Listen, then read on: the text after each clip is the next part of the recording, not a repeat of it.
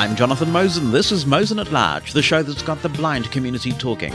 This week, all the details about HumanWare's Victor Reader Stream 3rd generation. Is it time to do visual interpretation differently and better? And a blind woman walks into a bar. I speak with Vanessa Ransley. Mosen At Large Podcast.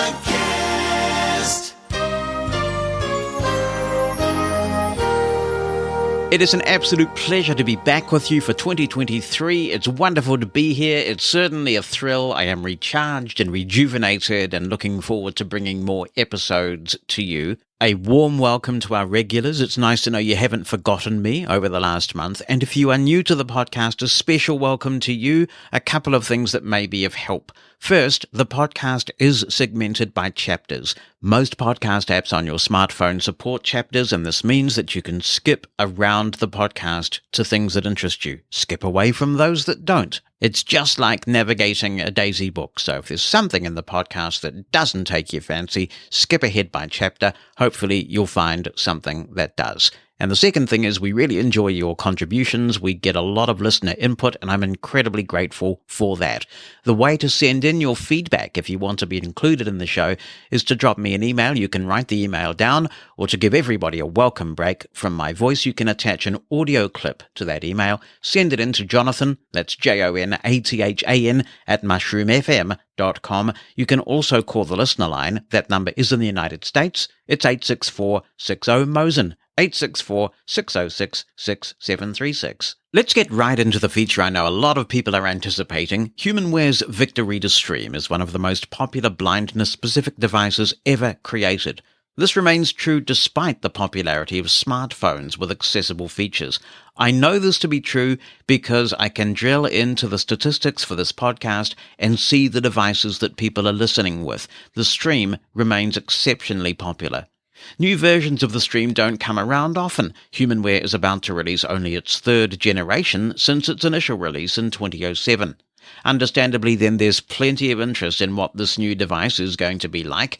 And I know that to be true as well because I outsourced some of this interview. We went to the Mosen Media List. You can subscribe to that by sending a blank email to media-subscribe@mosen.org, and to Mastodon, where you can follow me at Mosen At Large at mstdn.social. We asked people what they would like to know about the Victor Reader Stream. I'll get through as many of those questions as I can. Mathieu, Paquette and Dominic Labbe join me from HumanWare. Thanks for joining me, guys. In an era where it's popular to consolidate tasks onto one device, usually a smartphone, what do you think it is about the stream that has made it so popular, Mathieu? I really think it's the ease of use and the fact that it's a purely tactile interface. So especially for people who perhaps lost vision later in life and have a hard time adapting to smartphone and touchscreens, it is a device that's easy to pick up and that where the user interface is purely designed for blind people. And I'm going to say also by blind people because we have several of our employees who work on the project that are themselves blind or low vision and use the product on a daily basis. So it is really that focus on having a user interface that's as intuitive as possible for blind people while remaining easy to use. And also people love the fact that it's smaller than a phone, and the battery life is great as it's only used to read books and whatnot. You get a lot more battery life out of that than on a smartphone, where if you were to read books on a continuous basis, after 6 or 8 hours, you might have a dead battery. On the stream, especially the Stream 3, we have about 15 to 16 hours of autonomy. So I think that's what differentiates it. Yeah, because even some iPhone experts still have a stream and they say, yeah, I use my iPhone, I've got all sorts of apps, but for certain tasks like reading books and listening to this podcast or whatever, I still go for the stream despite my iPhone skills. Yep, for sure. It is really a really popular device. It's probably the most popular device that HumanWare has. But then on the other hand, you've got, I guess, what I would call walled gardens emerging that do provide accessible content to blind people. And I immediately think of Amazon Kindle, I think of Apple Books, where suddenly blind people can read books on the day that they're released. And many of us are old enough to remember how long it took to get things put into audio or transcribed in some way. And I guess it must be difficult or even impossible for the stream to tap in to those walled gardens because the developer of those standards don't want you to. Yeah, exactly. I mean, as long as the manufacturer allows for us to be able to access their systems, then we'll be happy to do it. Like, for example, on the Stream 2, for those of you who've been there and have seen the Stream 2 launch, when we launched the Stream 2, we didn't have Audible support, for example. And then through a lot of pressure from the community with Audible, they eventually relented and allowed us a way to access their systems and be able to authorize the stream and then be able to read books with the Stream 2. Now, we're facing the same issue. We're in 2023. We're unfortunately facing the same issue with Audible, for example. Once we launch the Stream 3, you won't be able to read Audible books. But it's not for lack of trying. We've been in discussions with them for months. We've even sent them test devices. We really want to implement it. But at the end of the day, we're at the mercy of those big companies like Apple and Amazon and all of that to cooperate with us and make them accessible. But at HumanWare, as I said, we use our own products and we like reading books from Audible, and as much as possible, we'll try to implement it. Does that mean then that Audible will continue to work with a second generation stream but not with the third? Actually, there's even an issue that arose a few months ago, I think back in October or November, where they released a new version of Audible Sync that broke down the process of authenticating a stream. So for customers who have Stream 2 right now and that are already authenticated, they're okay, they can still read book. But if you were to buy a Stream 2 today and try to authenticate it on Audible Sync, it wouldn't work. We've raised that concern with them. We've told them a few months ago. They told us they're working on a solution, but unfortunately, we've yet to hear back from them. So what I could say to your listeners is if you want to have Audible on the Stream 3 and bring it back on the Stream 2 as well, is to make your voice heard. Call Audible, let them know that you want that. Because at the end of the day, it's the bottom dollar that talks, and I'm sure they would rather have those customers than not. What's Amazon's attitude to the stream then? Is it just that they have bigger fish to fry and they're not giving you the time that you need, or are they actually actively hostile? Are they refusing to engage because they don't want this third-party product supporting Audible? No, not at all. They're not hostile. I think it's a little bit the fact that we are a small fish in a big pond, and I think that they have a lot on their plate.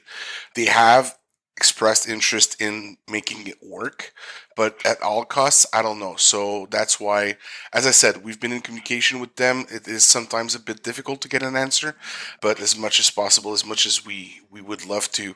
I mean, as soon as they respond on our end, Dominic's team, who's here on the podcast with us, who's going to speak in a little bit, I'll leave him the floor, but Dominic's team has been working hard on getting Audible, and we're pretty much there. It's only a matter of them making specific adjustments to Audible Sync to make it work.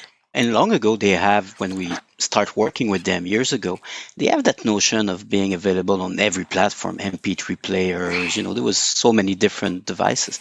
Now they're more into, we provide you application on iOS and Android. So we break a little bit the model, their business model as well. So I do understand, being an engineer, that in terms of priority, sometimes it's hard to manage people that break the mold, if I can say so.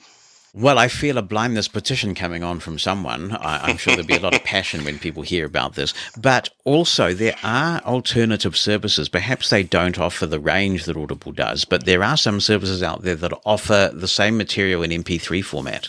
Yeah, there are. One example is Calibre in the UK that we have talked to a few months ago, and our focus right now is on releasing the Stream 3 and with ideally as many platforms as a Stream 2 has besides Audible. But once we've done and we've released it and we've fixed a couple launch bugs, because, on launch day, it's a new product, it's a new platform, there will be a few bugs here and there that we'll have to fix. But once we're done stabilizing that, for sure, we'll continue our talks with Calibre is one example. Another example is here where I live in Quebec. We have a French library that's called NARA that has French books like Francophone material that we would like also perhaps to integrate in the future.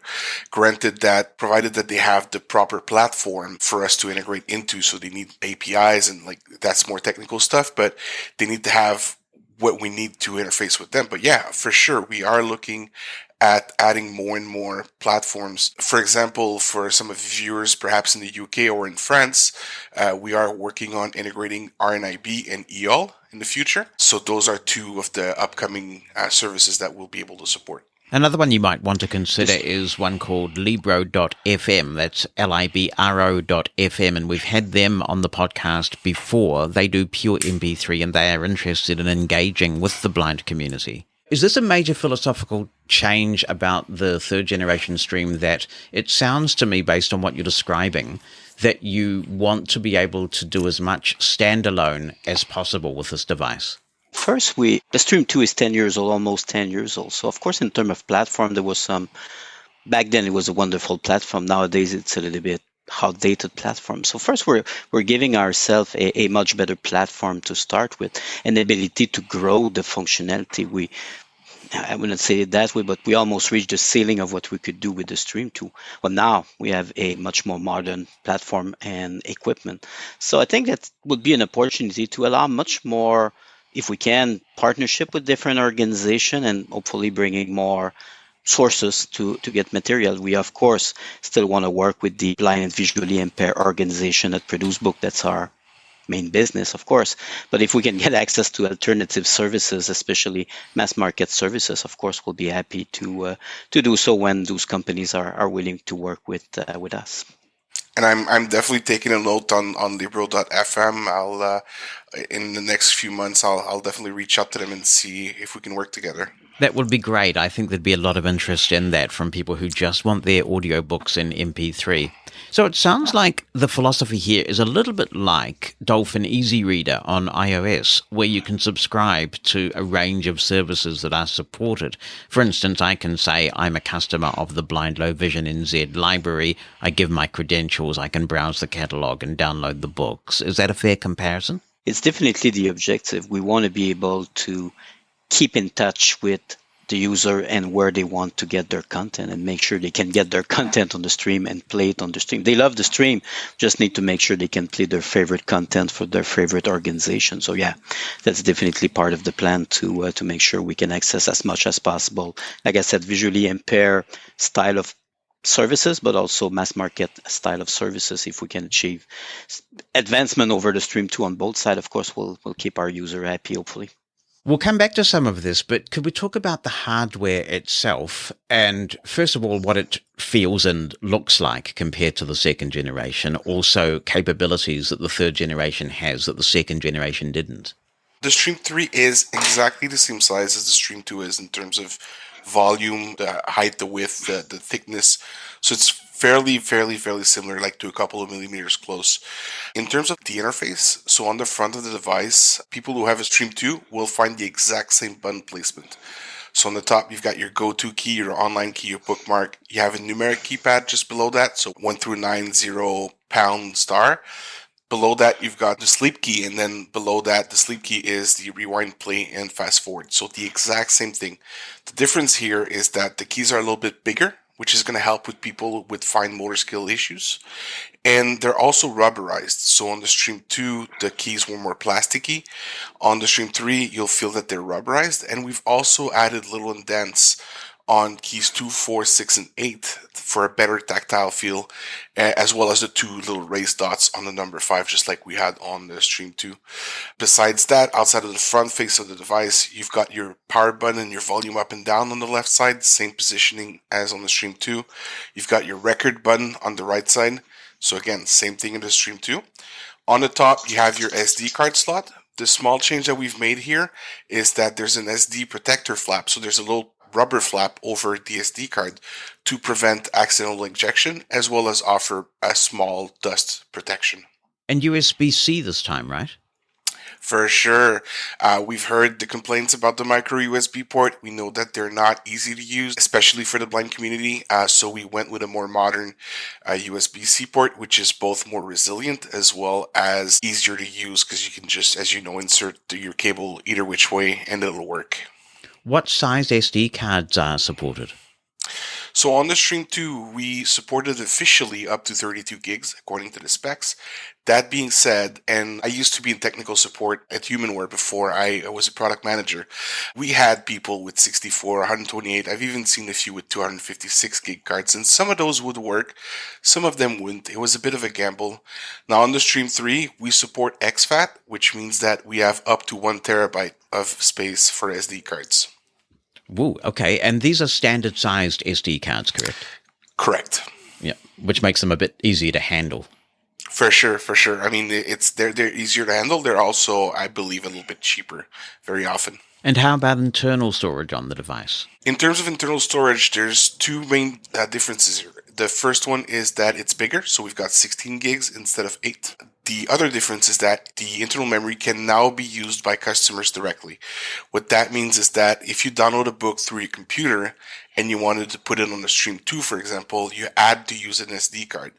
Now we have about 13 gigs of internal memory. We reserve about 3 gigs for the operating system updates and whatnot, but you've got about 13 gigs of internal memory where you can create folders the folders will be automatically there, but VRDTB and all those folders that people who used to Stream 2 are familiar with, and you can put books, music, even use voice recording, and that'll go into the internal memory if you don't have an SD card inserted. So they will come up as a drive and subfolders in Windows. Does that work for Mac as well? For Windows, basically the way it works, we now support what's called MTP, which is Media Transfer Protocol. When you connect your stream to a computer, one of the differences is that you can still use your stream, which was not the case with the Stream 2 because it would at that point just become a card reader. So you can now use your Stream 2 while it's connected to a computer. And then you'll see 2 folders. You'll see one for the internal memory and one for the SD card if the SD card is present. And then you'll be able to transfer files in and out. As far as Mac support, as long as the Mac supports MTP, they should be able to see the drive with no problem. Now, I'm doing my best to consolidate some of these questions I've received from listeners, and one recurring theme seems to me, in my diagnosis, to relate to processor speed. So people have said it takes a long time, even on a good Wi-Fi connection with the current stream, to download a fairly large podcast like this one. People are saying even when listening to a 96 kbps MP3 stream, they might start to get buffering, whereas on the same Wi-Fi connection on a different device, they don't get that. Have you been able to beef up the processor in the 3rd generation stream? I will not get into numbers because that's typically something we don't release, but definitely what we did is 2 different things. So improvement on the Wi-Fi. The Wi-Fi is now faster and support 5 gigahertz, which obviously give access to routers that are more performant.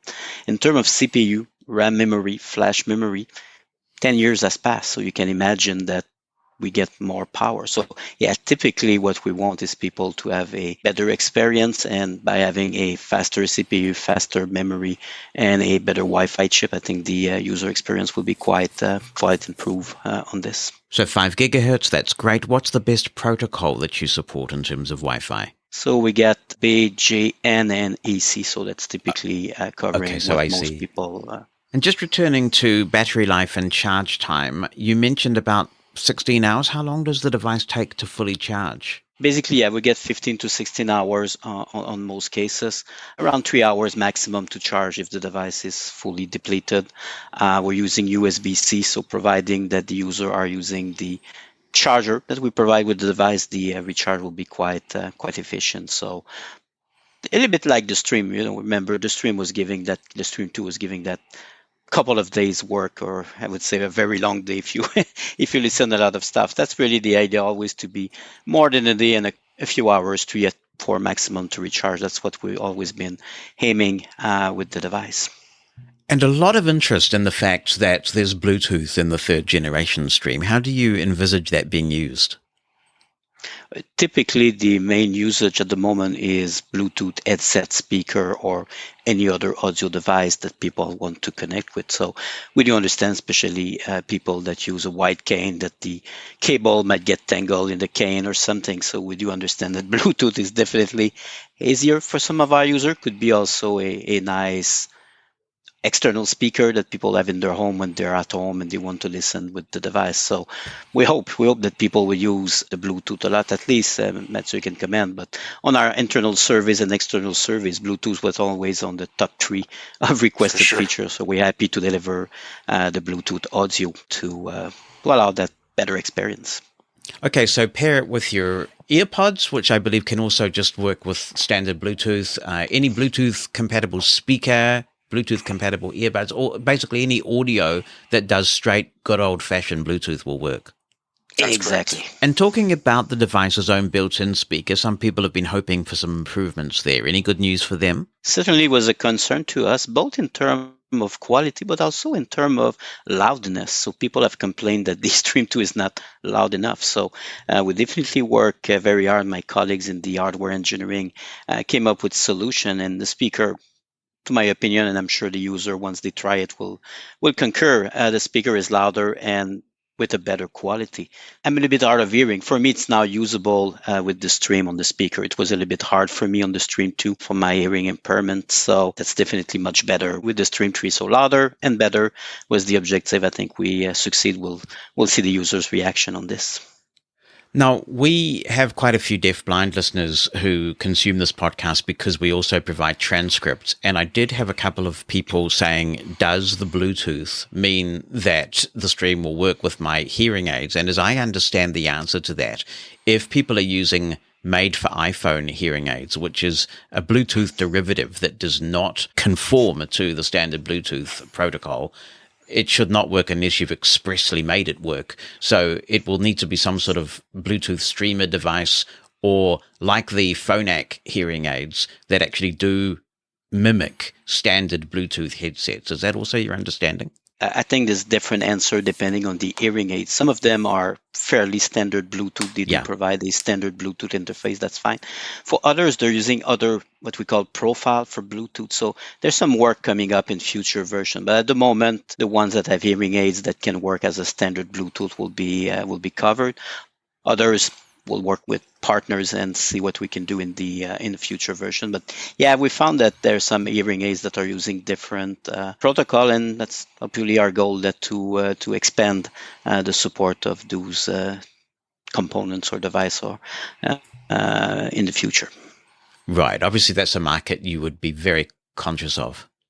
Absolutely. I mean, a lot of our user base is elderly, and with age comes very often hearing loss. So I remember from the survey we put out about a year and a half ago, a decent portion of our customers had some sort of mild hearing impairment, at least mild to severe. So for sure, it is a market that we are concerned about, and we want to expand our support for the stream, as Dominic mentioned. Is there anything else new about the hardware that we haven't covered that you would like to? One of the things that I wanted to mention is in terms of the battery. So it used to be that the Stream 2 had an external battery. Now the Stream 3 is more in line with modern devices. So today, if you buy a phone, for example, not a whole lot of phone out there with external user removable batteries. So we went that route as well on the Stream 3. So it is an internal battery, but it will last for several hundred recharge cycles, and it is a very reliable battery. So we don't expect to see any kind of issues there. And yeah, in terms of the hardware, Dominic mentioned a lot of it, like better Wi-Fi, faster processor speed, faster memory, more internal memory as well. All in all, we're pretty happy about it. So you are going to have to send it to HumanWare when the battery eventually dies. So yeah, so just like with any smartphones, if you need a battery replacement, you pretty much need to send it into the manufacturer. That would be the case as well for this Stream. And you still have the 3.5 millimeter headphone jack, I take it.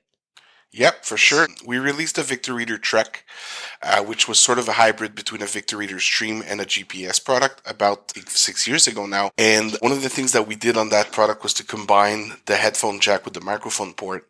And a little bit to our surprise, but a lot of people, there was a bit of a backlash against that. People liked having both ports separate.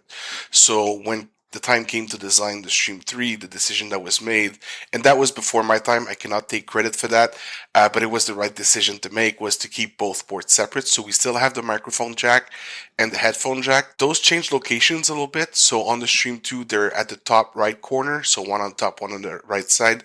On the Stream 3, they're now at the bottom for the headphone jack and on the left side below the volume buttons for the microphone jack. But yeah, we kept them separate. We know a lot of people like to use external microphone to record like classes and stuff like that. So yeah, but we still have both. People have said over the years they would like to be able to do more with the Stream as a recorder, that they would like to see the audio quality potentially improve. Have there been any changes to recording, either through the microphone or perhaps the software that supports recording? Yeah, well, certainly. So some hardware improvement, as we mentioned, the ability now to record with headset or with internal microphone or with an external microphone. The first version in terms of software functionality for the recording will remain about the same, but it's a topic we want to improve. Maybe it would be categories, for example, the ability to sort notes. We also offer FLAC, which is a better quality than MP3, a lossless compression. So a few small improvements, and we expect over the next few versions after that to really improve on the note recording. Of course, it's never going to be like there's some dictaphone devices that have like a lot of feature because that's their main target. But at least I think we can go way better than what we do and give a little bit more options to user, with the categories being a prime example. So you'll be able to record in FLAC format? Correct. That's quite significant because, I mean, obviously it's very gentle on the storage space and yet it's lossless audio. I think for most people, they are happy about the MP3 if I'm recording just notes for myself, shopping lists or, that kind of stuff. But somebody doing interviews, somebody doing recording that they want to keep, something that's important. I'm attending an important lecture, I want to record it. So it's another option that we're offering. Why can we do this? A little bit more power, a little bit more memory. It allows us to do a little bit more, just another option for the user. And I think the power user definitely might be interested in FLAC. So that's interesting. Let's talk about text to speech, because obviously this is something that gets people very passionate, the way that the device sounds. Is that the same in the third generation, or are there any changes to report there? So basically, we've been a long-time partner with Acapella, which is a well-known TTS manufacturer. So we're still in business with them. This is our TTS that we have in the device. Of course, we went to a much more recent version of their TTS. And Mathieu, I think we can introduce that at this moment.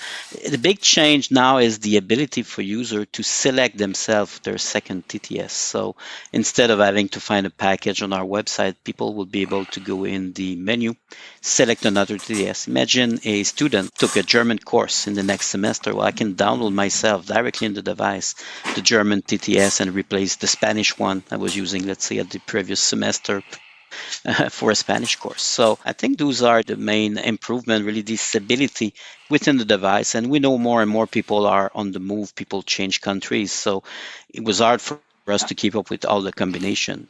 Finnish and Portuguese are not likely combination, but it does matter for a few people. Well, people will be able to basically select a language for the menu and select whatever TTS they want in terms of language for the second TTS. So, yeah, I mean, New Zealand, Australia, Canada, US, many countries in Europe now have a lot of people that came from other countries. We'll give them the ability to have the local and native language together in the device very easily. Because as I understand the way it has worked in the past, you would have to download software that was bundled with two TTS engines. Correct. And those bundles were HumanWare's combining. Does that now mean that you can just basically choose on a voice-by-voice basis which ones you want? Exactly. So we went from HumanWare made combination, and they were just a limited number of combination. We cannot offer every two language together because that would have mean like hundreds of packages. So yeah, basically you get your standard package from your partner, dealer, organization, whoever's providing the player, and you have the choice basically to get a different second TTS based on interests, requirement for school or professional, or simply you want to explore a new language as part of your hobbies. Any other file formats? You mentioned FLAC, which is pretty cool for the audio geeks out there. Are you supporting any additional file formats beyond that? If I'm talking about text, we can mention PDF. We support PDF natively, assuming they are text PDF, not images that were scanned. In terms of audio, FLAC was already supported in playback, if I remember. We do have Speaks and we do have Ogg Vorbis, which are less known, but it reaches a few people that want to do stuff in other formats. So yeah, basically we're building on our current list and adding a couple of extra formats based on the availability of newer decoders that were not available 10 years ago. Okay, so PDF is significant given how often that is used, particularly in business and in other environments. For those who don't have a stream at the moment, what are the other file formats that the stream supports for text? So in general, I would say TXT, RTF, docx, which is the quite standard document. We do have HTML, certain type of XML, and Braille books, so we can support BRF, for example, using a conversion table. People select their conversion table and they can read basically a BRF, assuming this is text. Of course, would not work with music BRF. So I think it gives a good idea. In terms of books, we do have EPUB, we do have Daisy2, we do have NISO, which sometimes in some countries are called Daisy3, which are basically what the most libraries for blind and visually impaired are actually producing right now. And I take it this new generation continues to play Bard books in the US market.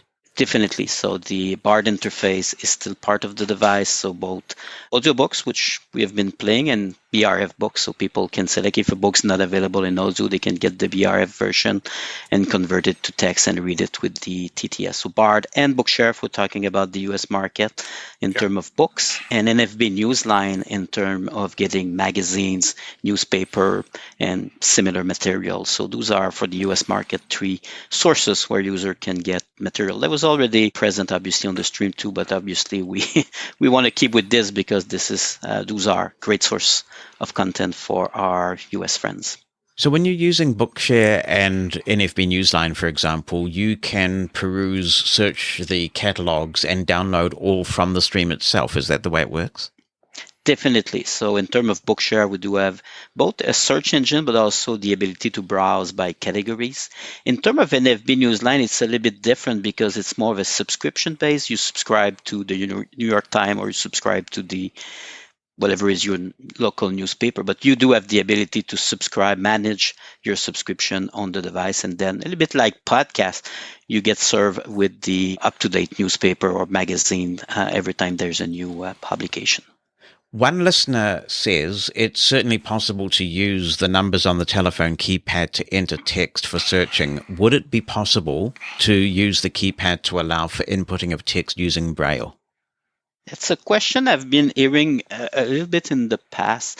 It would definitely be possible. After that is really to see how people would place the finger on the device, how comfortable it would be. But there's no technical challenge that would prevent this, but we do have some usability things to review for this. But thanks for the good idea. I think we'll put that on our to-do list of reviewing the possibility and see how we can do something. The stream plays streams from internet radio, and if we could talk about that for a bit, it is using the uTunes database, at least it has up until now. That's got a bit bitsy and fragmented. Are there any changes to report to internet radio support? In terms of the internet radio, it is still the uTunes service that we are supporting.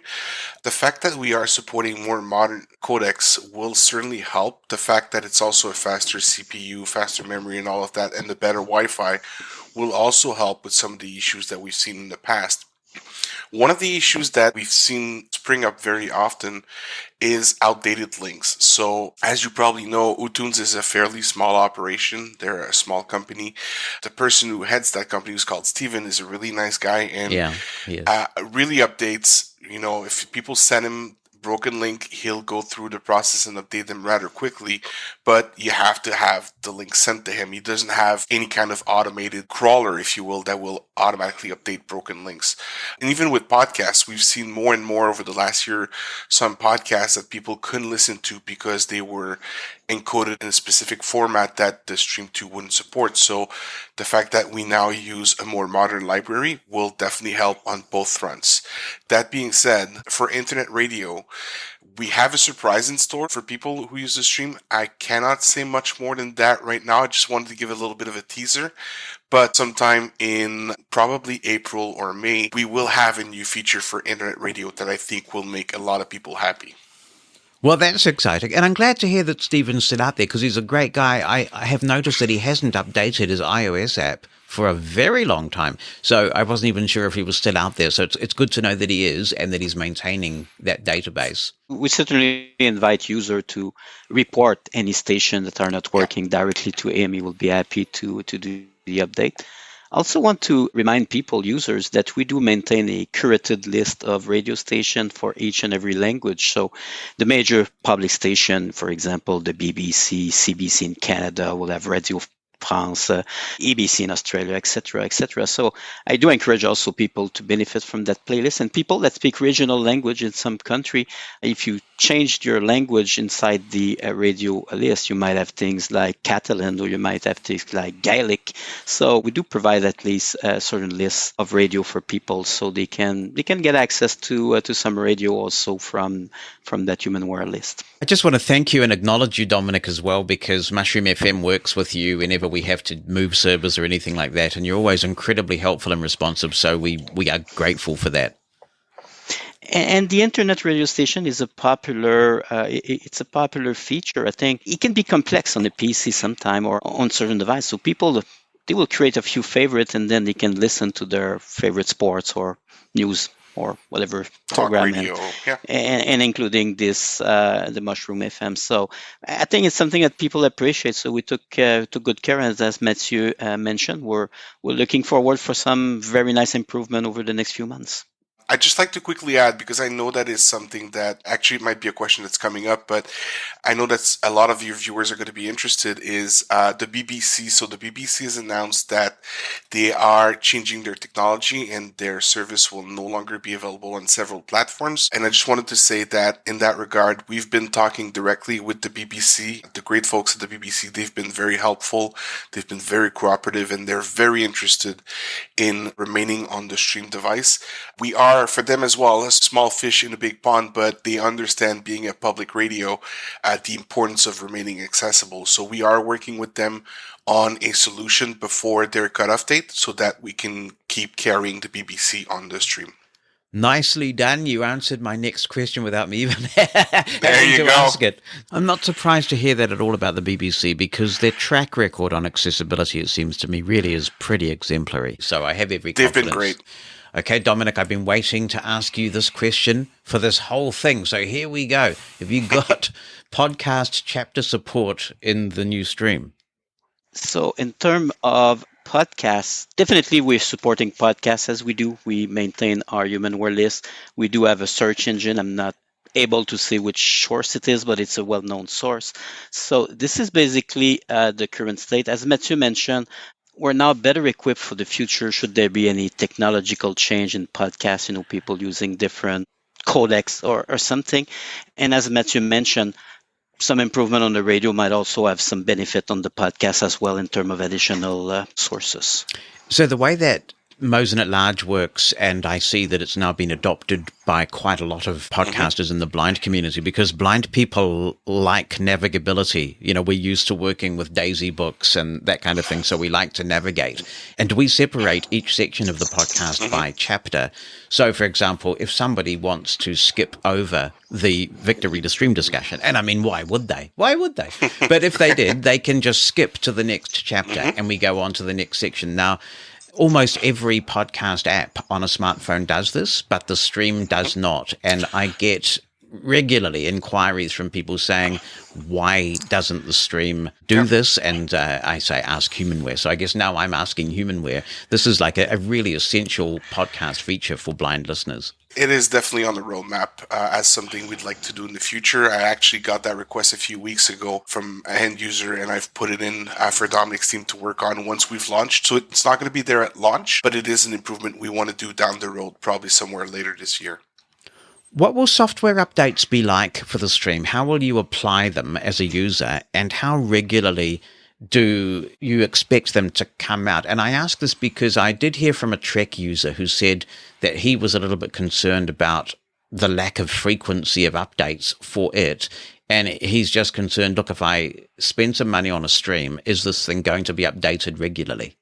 In terms of updates, at first, there will be probably frequent update because, as I said before, this being an entirely new platform, we are fully expecting some bugs to be there at launch. So as we launch the product and we get some feedback and we get some bug reports from the field, from distribution lists, from our tech support team, we will be pushing out updates. Actually, there's a pretty good chance that if you buy a device and receive it, on day one, you might have an update.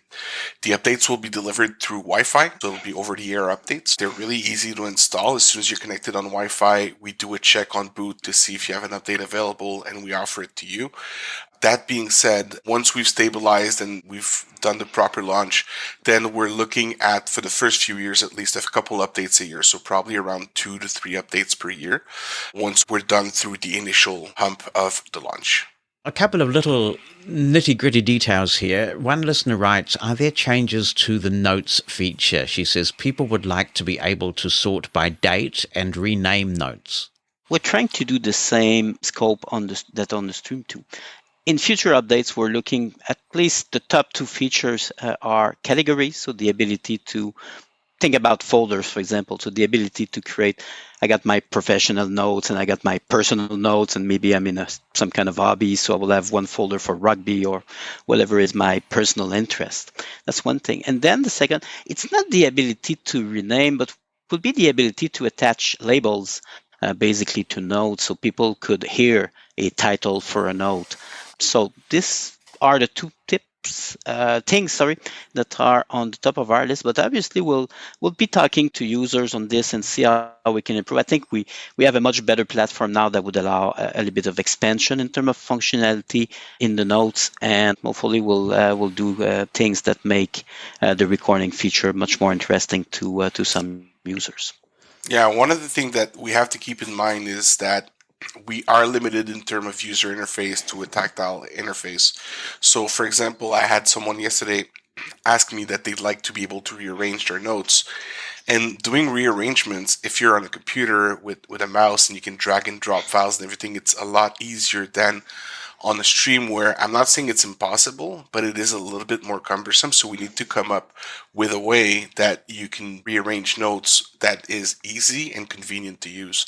So that's always our main concern. We don't want to make anything that's too convoluted. But yeah, the 2 features that Dom mentioned, the categorization and the labels, when you go over, instead of saying note 14, then it would say shopping list. Then that's better already. The message I'm taking away from all of this is that this platform is giving you a lot of scope for further development. For sure. People would like to see, say several people, the bookmarks feature improved so that they can renumber if you insert a bookmark between existing marks. Could that be a thing? Yeah, it's an interesting suggestion. Must be honest, I never talked about getting in such detail for the bookmark, but I think that's definitely something we'll put on our feature list to review. We do receive, Mathieu received suggestions. Quite a bit. Quite a bit. So that's an interesting one. At the moment, I would say I don't want to create a false impression. There's no plan in the short-term versions to do such a change in feature, but that's an interesting one. We'll consolidate that with our other requests and see if we can go in that direction. Just like as with anything, it comes down to a matter of resources, right? So we have a lot of feature requests, and it's my job at the end of the day to take them all in and then see what's the most popular, what's going to benefit the most people, because our amount of resources to develop on the stream is limited. We're not Google, we're not Apple. I don't have a team of 200 engineers working on the bookmarks, whereas at Apple or Google, you might have big teams working on smaller features. So it becomes a matter of prioritizing, making sure that the right things get to the top of the list. And then doesn't mean that the smaller things don't get on the list. They do, but they're perhaps in the middle of the pack or towards the bottom of the list. And if we get there someday, great. But some of them we might not have the time and resources to do. Yes, believe me, people will love the podcast chapter support because they can skip past my boring bits. So that's towards the top. Maximum impact that has. I'm almost ready to wrap and talk about pricing, but is there anything else about the new stream that we haven't covered that you'd like people to know about? In terms of the product itself, it's a product that's been in the works for a few years now. I've only been a product manager at HumanWare for about a year, so I cannot take all the credit. I can say that Dominic and his team have been there for longer than me, and they've worked really hard on this. It is a labor of love, absolutely. And one of the things that I'd like to mention is the fact that, it took about 10 years between the Stream 2 and the Stream 3, which personally, as a product manager, I feel is a little bit long. I wish we'd released this a few years ago, and I'm sure a lot of your listeners will think the same thing. And I can tell you, if it's up to me, the Stream 4 is not 10 years down the road. It is before 2030. But we are really excited about this one. We think it's a great product. There's nothing in there that I can say, I wish we'd done this differently, or I'm really, really proud of this product. And from the development team, as Mathieu said, put a lot of effort. And we're excited because I do remember the launch of the first stream. I do remember the launch of the stream 2. Professionally speaking, for developers, we feel that this is a product that really do something good that makes people's life a little bit better. And I'll remember the Stream 1 launch and the Stream 2 a long time after I retired, and hopefully the Stream 2 will be the same on top of the list of my good memories about doing works in this environment, in this industry. But you're not retiring soon, Dom. Please promise me that. No, I should not. I won't. But you see, I've done a lot of product, and honestly, some products are, everything I've done, I feel proud about it, but there's something about the Stream 1, Stream 2, and Stream 3, and hopefully the user will feel the same, that we're doing the right product for them, and they would love as much as they did the Stream 1 and Stream 2, which has always been fan favorite, if I can say so. Yeah, I mean, having been in the position you are in, Mathieu, you've got to be cognizant of the fact that the Stream is a loved brand. I mean, it's been a phenomenon. And so when you are in charge of getting that third generation out, you know that you're the custodian of something that people really care about. And actually, the massive volume of listener questions I got when I put out the word is a testimony to that. Yeah, for sure. I mean, I've announced it. So there's a groups.io distribution list that's called Victor at groups.io that I feel has a lot of our really loyal Stream fans. And I posted there about 2 weeks ago that we were releasing a Stream 3. It was a first, world first. It's the first place we announced it because I felt we owe it to them. And perhaps, Stream 4 will be on mushroom.fm. But yeah, I got bombarded by questions, and our sales team are being bombarded by people who want to pre-order this device. It is the buzz that we have. Honestly, I go to bed every night with a smile on my face. Like, it is so great and so heartwarming. And I really make a point of pride to listen to the community, to interact with users on those distribution lists. I'm on Reddit as well, in the blind subreddit, where I don't post a whole lot, but I do read a lot of posts, and I want to engage with people who are interested. And it is truly probably the part of my job that I enjoy the most, besides working with Dominic, to get that feedback directly from our users and translate it into features and stuff that they are happy to see. So can we talk about the release schedule for the product, and of course, how much is it going to cost? Yeah, for sure. So in terms of the release schedule, we are doing a launch in the US at first. And the launch in the US is slated to be towards the middle of February. So currently we're shooting for the week of February 13th to 20th. It is not a firm date yet because, if I'm being completely transparent, which I like to be, we are still building the plane as we fly it. So Dominic's team is still very hard at work. Dominic had the leisure of coming on this interview, but his team is working hard, even as we speak, to polish up some features, squash some bugs and whatnot. So we want to make sure we release a product that is of good quality for day one. So if we need to, we'll push it back a little bit, but it shouldn't be too much. Right now, middle of February is what we're looking at. US only, because we'll only have English and no Daisy Online support for launch. So that's the one reason why we're only launching in the US. The US doesn't use Daisy Online at all. They use Bookshare, Bard, and NFB, as we mentioned before, which don't use Daisy. And the fact that it's only in English is fine for the US. And then about 4 weeks later, so we're talking about middle to end of March, we'll launch globally with added languages. So for example, for sure French for Canada, but also Spanish and some other languages. And then Daisy Online support is coming with that version as well, which will allow people from different countries, especially in Europe and Australia, where the libraries are with Daisy Online, to be able to access their content. So that will happen immediately. I mean, what does the user have to do? So if I'm in New Zealand, for example, which is using this Daisy Online protocol, can I just set it up right away, or does it require some negotiation between you and the library? No, so in terms of the negotiation, that's already been done because we already support them on the Stream 2. It was really just a matter of porting that implementation of the Daisy Online protocols to the Stream 3, which we started from scratch on the Stream 3. So implementing that, and every library has different implementations of the Daisy server.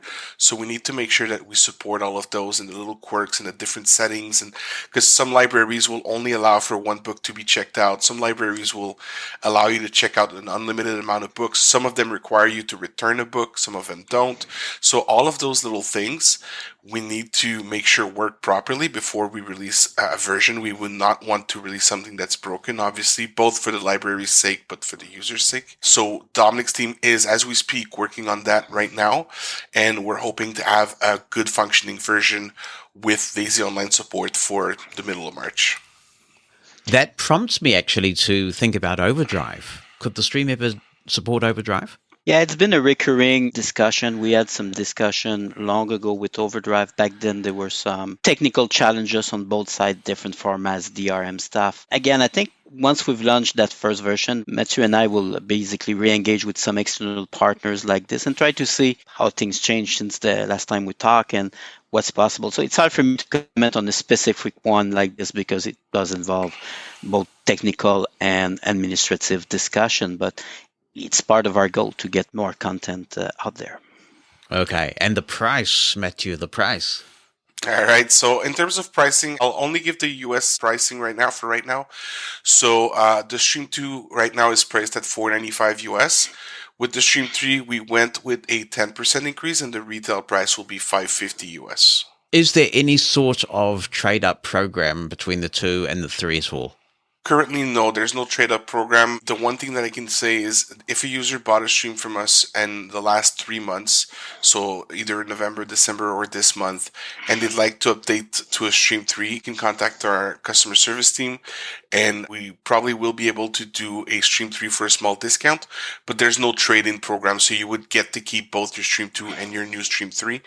The reason for that is that the blind market being such a smaller market than, let's say, general public cell phones, it is kind of hard for us to deal with, all the returns and whatnot. But we also know that a lot of people have several stream devices and enjoy having more than one stream. I mean, again, I come from tech support, and I've had a customer call in once who had 7 of them, which I think was insane, but I mean, good for them. I'm not going to complain, but people with 2-3 streams were not rare. Those were frequent. So yeah, if you bought within the last 3 months, call our customer service team. Once we've released, obviously, not today, there will be some sort of small rebate on the Stream 3, but no trade-in. Thank you both so much for being so forthcoming with all the questions. We've gone through as many as I can manage to get in from listeners around the world. There's so much anticipation about this product. And as you release new things, do keep us posted, and we'll gladly let listeners know about changes to the stream. So all the very best with the launch. Thank you so much for having both of us on the podcast, and I'm really, really happy. And honestly, if you want to have me on at a later date for future updates and everything, I'm always available. We'll be delighted to do that. Thank you both. I'm grateful to Pneuma Solutions for sponsoring the transcripts of Mosen at Large, so the podcast can be as inclusive as possible. Inclusivity is a good word to describe all that Pneuma Solutions is about. And if you're employed, you'll know that RIM and Scribe for Meetings can make a significant difference to accessibility and productivity in the workplace. We know it, but how do we convince the boss or the person holding the purse strings in our workplace of that? Pneuma Solutions takes some of the pain of this process away through their self-advocacy kits for Scribe for Meetings and for RIM. Simply visit the Pneuma Solutions website, find the self-advocacy template that works for you for either product, fill it in, and send it to the person who makes the decision. It really is that simple to get the conversation started at your workplace. And if the person you're talking with has questions, Pneuma Solutions are on standby to help. So if you know you could benefit from Scribe for Meetings or RIM in your workplace, don't hesitate. Use the advocacy templates and start a conversation. To find out more, head over to pneumasolutions.com. That's PNEUMA solutions.com. Jonathan Mosen at Large Podcast. I mentioned this very good outcome in episode 200 because it seemed like such a good thing to mention for our big 200th episode, but I will cover this again because we have a media release that was dropped just before the holidays, and it says this. The Braille Authority of New Zealand Aotearoa Trust, BANZAT, is pleased to announce the results of a nationwide survey within the Braille with an uppercase B user community regarding formatting of the word Braille in New Zealand English. A clear majority expressed a desire for the word Braille to be capitalized in all situations, regardless of whether it is being used as a proper noun or not. In respecting the wishes of those for whom Braille is their literacy medium, Banzat recommends that this practice be adopted in all documents or situations where the word Braille occurs. Examples: this book has been published in both print and Braille with an uppercase B. I have a Braille with an uppercase B recipe for Anzac biscuits. Yum. That's my insertion, not theirs. Jane will Braille with an uppercase B the address labels for you. I am brailing with an uppercase B out my speech notes. The paper is stuck in my brailer with an uppercase B. Rationale. The word Braille and its associated tactile reading code came into our language thanks to its inventor, Louis Braille, who overcame sacrifices and resistance to enable today's blind population the right to fully independent literacy. Capitalizing Braille gives the inventor the respect he is due. Precedents. The deaf community, with a capital D by the way, have asked that deaf be capitalized when talking about their culture. Many Māori words have entered New Zealand English and spellings corrected thanks to the voices of Māoridom. And that is the statement from the Braille Authority of New Zealand Aotearoa Trust. It's been circulated quite widely, and good to see that the government, through the Office for Disability Issues, which is now part of the Ministry of Disabled People, has circulated this on social media. New Zealanders are being told, whenever you talk about Braille, you use an uppercase B. And I really hope that others around the world who are fighting for this wrong to be righted will take heart from the fact that we got it sorted here in New Zealand. Be encouraged, don't give up. Hi Jonathan, it's Andrew from Australia, and interestingly, fun fact, I'm recording this on an iPod Touch 7th generation. Wow, that is amazing, Andrew. Just out of interest, why do you still have an iPod? Now, you may be asking, why do you still have an iPod? What? Andrew's spying on me. Search the studio for bugs. Well, I know some people see them as vintage and because they're discontinued, they're not worth having. But I think it's nice having a smaller device that isn't an iPad, that has battery that you can use for other things as opposed to your phone. I use the iPod for streaming YouTube, Netflix, that sort of thing, and audiobooks. So there's, tasks that use a bit more battery. I will use my iPhone for podcasts and music, plus everything else, although I'm not much of a music listener, really, or a music person in general, more of a book podcast sort of person. Anyway, I'll sometimes use the iPod for messages and emails as well, the occasional call on it, just because why not? But yeah, I really want to say I really enjoyed your Apple Watch Ultra unboxing and review that you and Heidi did, and I'm really intrigued to at least go into an Apple store, hold one, see how big it is on your wrist, feel the haptic, because I'm really curious, as you mentioned it was a lot more noticeable. And I really enjoyed the Evidence 111 game and the interview and the little demo. That was really good. But just want to say I'm thinking of getting an Apple Watch 8 personally, but I want to definitely check out the Ultra for myself, see what it's like. In terms of the battery life, I think just the regular Apple Watch suits my needs, but I am intrigued to sort of hear the speaker of the Apple Watch as well and compare when it's actually in front of me. Thanks for recording that on the iPod Touch, Andrew. And Andrew recorded that in late December, not back in 63 though. Late December back in 22. I am enjoying the Apple Watch Ultra. As people like to say, it's not a slam dunk. With the iPhone, because I use so much Braille screen input and I enjoy the luxury of the larger screen and the battery life, I can't imagine myself buying a smaller phone. I'm pretty committed to that larger sized max range. It's what I've become comfortable with.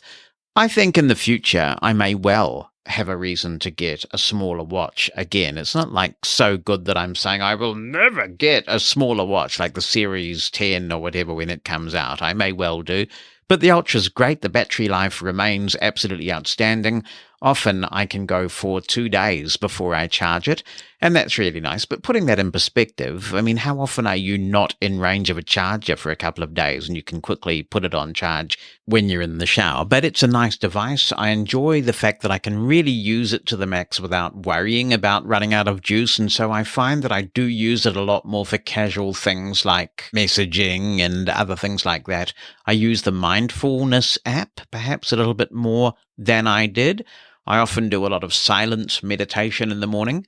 Now I find myself using the breathe part of the watch just to help to keep me focused without thinking, is it going to get me through the day okay? So it's good. It's okay. And I think the telling thing for me will be the winter time when I'm wearing a lot of longer sleeved clothing and whether the watch will feel bulky on my wrist as I try and conceal it when I'm wearing a jacket and a long sleeved shirt. And I have seen reviewers from the Northern Hemisphere commenting on that issue. But given that this is now the end of January 2023, we do have an update from Andrew, so there is no need to keep you in suspenders any longer. I quite like it in terms of aesthetically. It feels nice to hold. The buttons certainly feel different, and I like the louder speaker, and the siren is a nice addition. And I like the 3 bands, particularly the Ocean Loop. I thought that was that felt the best. And it didn't feel too much different on my wrist. I've got quite small wrists, so I don't know why I didn't notice the weight of it, but once it was on the wrist. But yeah, I do like the stronger haptic feedback as well. But yeah, I just found that the extra features and the battery life, was something that I personally didn't need. But it was good to check it out nonetheless. And I did find that for me, the screen size, it's certainly wider and longer, the watch in general, and so is the screen, obviously. But yeah, I did feel that once it was off and on my wrist, it did feel a bit big, but its extra chunkiness, for instance, I didn't sort of mind that much, but different. But I think the Apple Watch 8 is even a bit longer than the 6, which is interesting. But as you say, it just depends if you're wanting the extra battery life, etc. But it was good to check it out.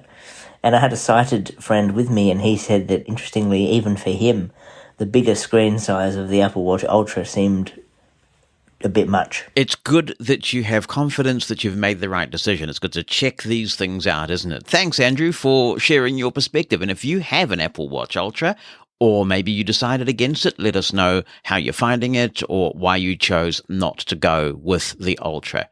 On to other technology now, and last year on Mosen At Large... Recently on Mosen At Large. Yes, all right, I will give you that, because it was only in episode 210, and this is 212, isn't it? So it was quite recently. We spoke with Barry and Diane from Blindshell USA, and we talked about the biggest feature request for the Blindshell in the United States market was support of Bard, and this is the service that's operated by the Library of Congress. It distributes Braille and audio books, and I presume it's the audio book portion of Bard that is now supported by Blindshell USA. So I mention this because if you are in the United States and you're looking for a single device that can do the basics, make the phone calls, it's got the FM radio, well, you will have heard all about this in episode 210. But the developers of BlindshellClassic 2 in the Czech Republic seem to have been really prolific of late, because also Zoom, a very popular conferencing tool, is on the BlindshellClassic 2 as well. So if you need to participate in Zoom meetings because you're part of a consumer organization, or to catch up with family, or even for business purposes, you can now do that on the BlindshellClassic 2. How are these new offerings? Particularly those in the US, if you're using Bard on the BlindshellClassic 2, how's it working out? Do be in touch and let us know. There's also welcome news and big news for Mac users from Pneuma Solutions, who produce RIM, Remote Incident Manager. This is a remote control solution that is really taking the blind community by storm for justifiable reasons. It's easy to use, it's screen reader friendly, while also being mainstream friendly. It's going to the Mac. They've got a beta process underway at the moment for Mac users. You can find out more about that by going to getrim.com. And in next week's edition of the podcast, we will be talking more about this. But good to see RIM coming to the Mac. I really am hoping it will come to the iPhone at some point as well. RIM has headed out of the park, in my view. It's good to see, for example, Lisi integrating this. I believe it has become the gold standard for remote incident management in the blind community. And now that it's coming to the Mac, I hope that Aira users will encourage Aira to invest in RIM and make it available to us, because it is just so much easier than any of the other solutions that Aira are offering. Even though there is a wider range now than there used to be, and there is more than just TeamViewer, Nothing comes close to the ease of use of RIM, and it's something that many of us are increasingly familiar with. Now, since we are talking about Aira, you would have to be really off the grid. I tried to be off the grid during my break, and even I managed to hear about this one.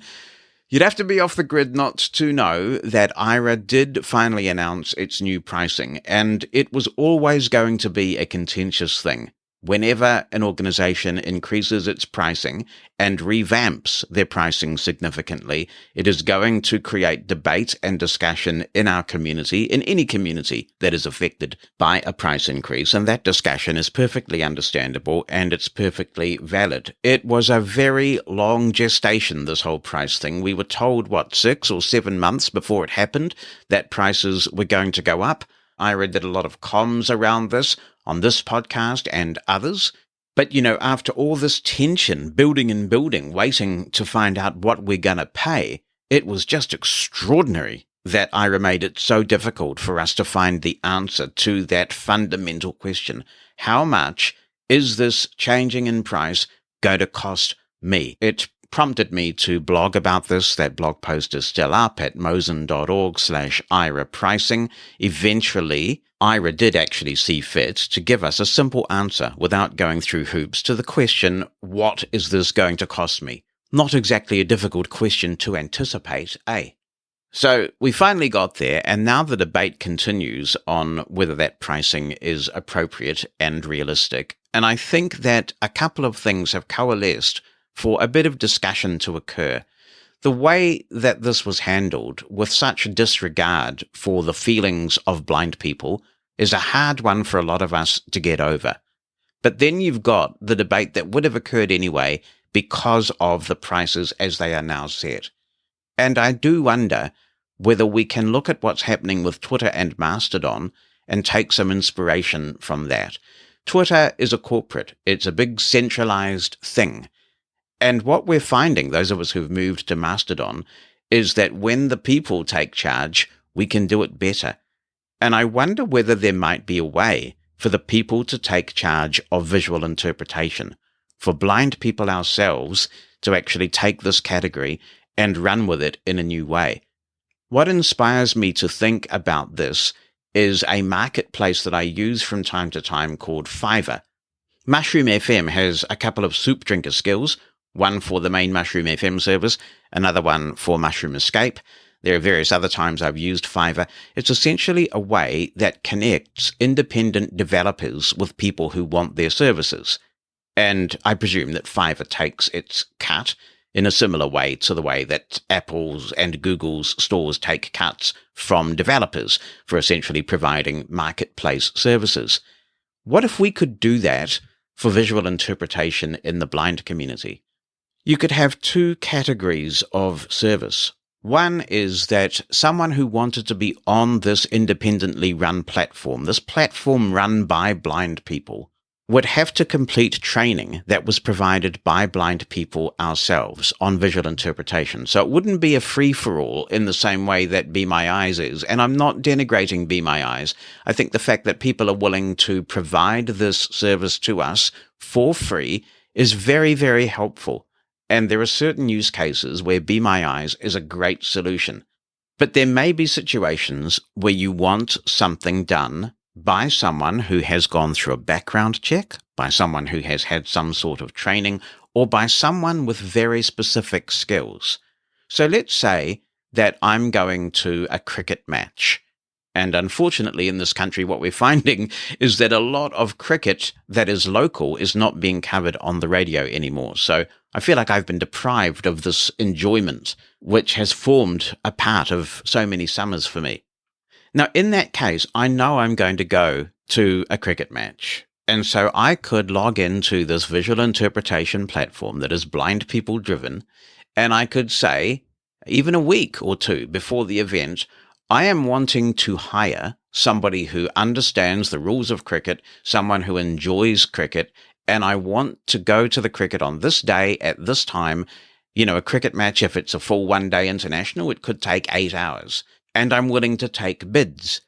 and people could bid for my job, and I could quickly read what they're offering and find somebody who would suit my purposes, and I could agree a price, and the platform, this visual interpretation platform, would take their cut. I would get the assistance I need. The person who is providing the visual interpretation would get a fair price for their work, and everybody's happy in this marketplace, which would require a lot fewer overheads, a lot less infrastructure, and it could just do its thing. There are many other examples of this. If I am seeking to set up or build a new PC, for example, I might want to request somebody with specific expertise in that area. Music, any number of tasks that are quite specialized.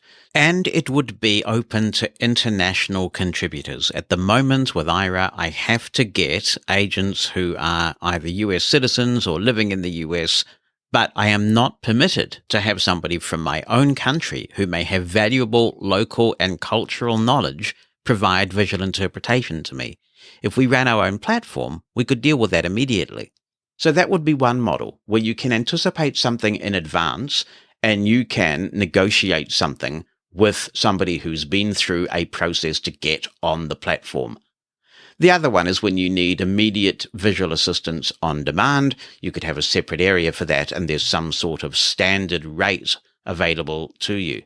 Now, I haven't spent too much time thinking this through, but I think there is potential in some sort of platform, some sort of marketplace for visual interpretation that is run by us, for us, where we provide the training, we set the prices, we actually look after this thing. Because frankly, I am increasingly forming the view that what we have is not serving us as well as it should be.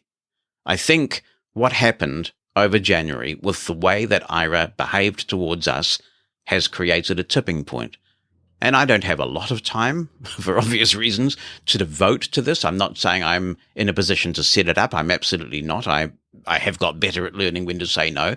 But I would be interested in certainly providing ideas to anyone with entrepreneurial ability or anyone who wants to form a small working group to talk about a visual interpretation platform that is founded based on principles of self-determination. I think we could do something really exciting. Also, on the tech front, let's contrast the comms we got from IRA with the very good, clear, concise, no fuss, no 6-month-long dramatic build-up we got from Envision, which is actually a partner of IRA. And they sent me a media release this week. I will read it to you. Envision kicks off the new year by bringing to market new editions of the Envision glasses, offering a range of features and price points. Today, Envision, the award-winning assistive technology innovator, announced that it is further enhancing the accessibility of its smart glasses for the blind and low vision communities by introducing 2 new editions to serve the different needs of its users. Aiming to bring innovative assistive technology to people with low vision or blindness, the new editions offer the same hardware and form factor as the original Envision smart glasses, but provide a choice of feature sets at a range of price points. New editions will be available from January 26 from the Envision web store.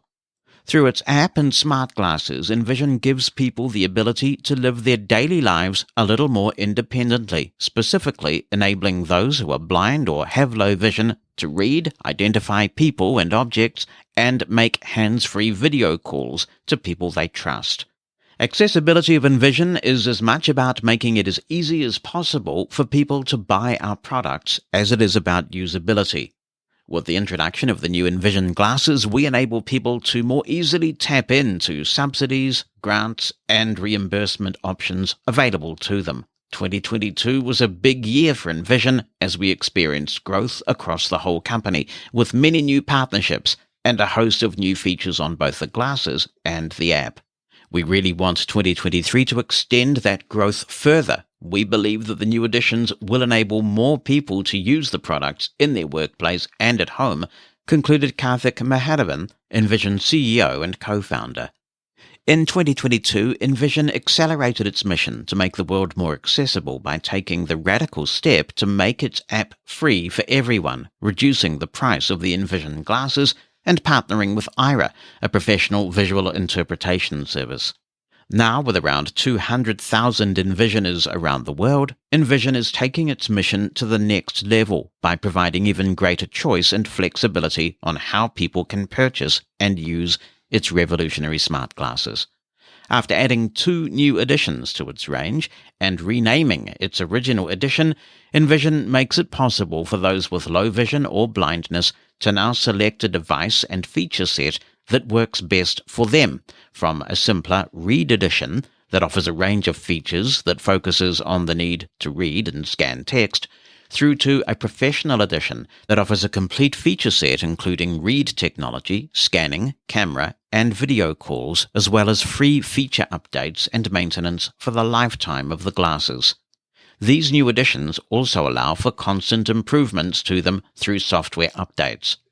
All editions will benefit from free maintenance updates, which are software updates that provide incremental maintenance and security additions, bug fixes, performance enhancements, and stability improvements. New features and functionality will be provided through feature updates, which are available for an annual subscription of $199 for the Read and Home edition of Envision glasses. A lifetime subscription to feature updates is included with the purchase of the Professional edition of Envision glasses. With varying price points that range from $1,899 US for the Read edition to $3,499 US for the Professional edition, users can opt for a device that suits their budget. The 3 Envision glasses editions include the following. Envision glasses Read edition, retail price $1,899 US. All Envision glasses reading features: instant text, scan text, batch scan, maintenance and security updates, 1-year subscription to feature updates and new functionality, 1-year warranty, lightweight titanium frames. Next we have the Envision glasses Home edition, and the retail price $2,499 US. And you get for that all Envision glasses features: instant text, batch scan, call an ally, call Aira, describe scene, detect light, recognize cache, detect colors, find people, find objects, teach a face, and explore. You get maintenance and security updates and 1-year subscription to feature updates and new functionality. It has a 1-year warranty and it has lightweight titanium frames. And finally, you've got the Envision Glasses Professional Edition. The retail price is $3,499 US. All Envision Glass features: instant text, batch scan, call an ally, call Aira, describe scene, detect light, recognize cache, detect colors, find people, find objects, teach a face, and explore. You get maintenance and security updates. You get a lifetime subscription to unlimited feature updates and new functionality. You get a 2-year warranty, lightweight titanium frames, and fashionable luxe frames. Envision's new product portfolio also brings scalability. Envision is offering its customers the flexibility to upgrade from a lower edition to a higher edition at any time. Prices for upgrades are as follows. From Read edition to Home edition, $699 US. From Home edition to Professional edition, $1,099 US. From Read edition to Professional edition, $1,699 US. Envision Glasses editions will be available to the public from January the 26th, 2023, directly from Envision and from its global distributors. The hardware is Google Enterprise Edition, and prices exclude VAT. What's on your mind? Send an email with a recording of your voice or just write it down. Jonathan@mushroomfm.com. That's JONATHAN@mushroomfm.com. Or phone our listener line. The number in the United States is 864-60-MOSEN. That's 864-60-66736. A blind woman walks into a bar. You would think that that was the beginning of some sort of joke, some sort of yarn. Actually, it's the beginning of a nightmare. Vanessa Ransley has travelled the world. She's got 2 degrees. And something extraordinary happened to her quite unexpectedly, like a lot of these incidents of discrimination do. Your guard is down, you're not expecting it, and something absolutely extraordinary happens.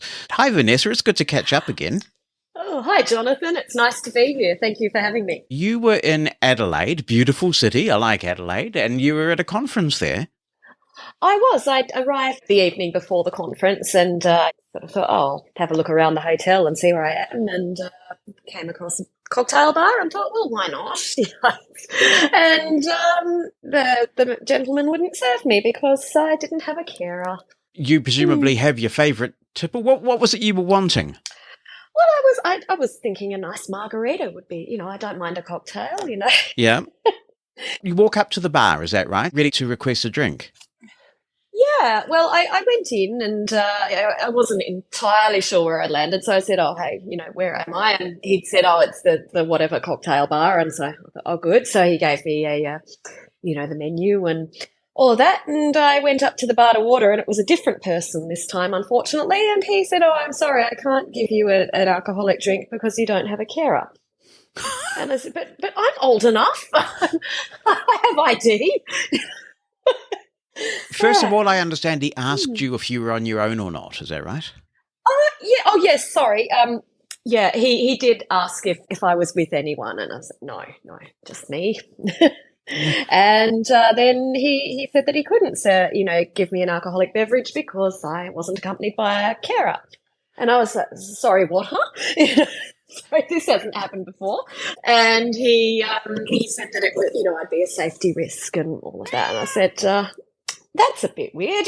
How did you deal with that? How did you respond? Did you try and get an escalation or a resolution? What happened? I polite sort of arguing my case and saying that, I wasn't, of age and well entitled to a drink and all of this. And then he wasn't budging. So I said, oh, well, I think I might need to talk to the manager. And he said, I am the manager. And I thought, oh, great. I said, okay, I think I'll go and find a different manager. So I went and found the manager of the hotel. And he was the Sunday manager. I don't think he's manager very much, and was a little bit timid.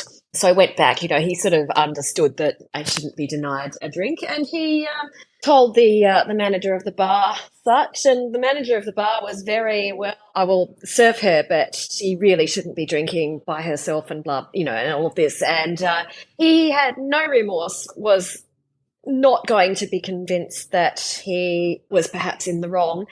And by that stage, I really didn't feel that I wanted to grace that establishment, let alone give them cash, Surely somebody, either of them must have seen that this has discrimination, lawsuits, bad publicity all over it.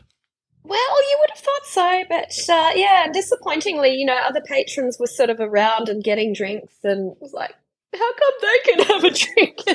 And no one spoke up. It was just really weird. I thought, I don't know quite how to deal with this. So I took myself back to my room and had some quiet time and thought, oh, this is going to be an interesting week.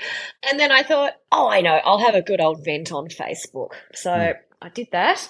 And then it hit the fan, basically. So because you also went on to Yelp, and it's interesting that you did that because we were talking about guide dog refusals not so long ago. Yes. And one listener wrote in and said that reason didn't make any difference, nothing really did to make a difference, except that when this listener said, oh, well, I'm going to leave you a negative review on Yelp, it was like suddenly everything changed. And so that's what you did. You left a 1-star review on Yelp. Yes, I left one on TripAdvisor and one on Google. And that must be where I heard it, because I just thought, oh, well, I'll get them where it hurts. I'll give them a bad review. Yeah. And that was quite satisfying. I enjoyed that.